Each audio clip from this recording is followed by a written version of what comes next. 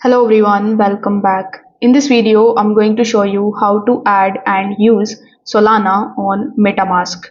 Now, in order to do it, first of all, you need to launch your MetaMask wallet.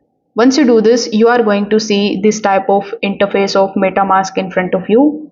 Over here, first of all, we need to add the Solana network. And in order to do that, simply tap on this drop down menu here in the top left hand corner of the screen. This is going to show you this type of pop-up where you will be shown all of the networks. So among these networks, as you can see, we have Solana. So tap on the option of Solana, then tap on the option of Got It. Now you will see Solana's icon here in the top left hand corner of the screen. This means that you have successfully added Solana as your network. Now inside your Solana network, you will find Solana as your coin. So you can buy Solana here, you can swap it, you can bridge it, you can send your Solana and receive it in your MetaMask account.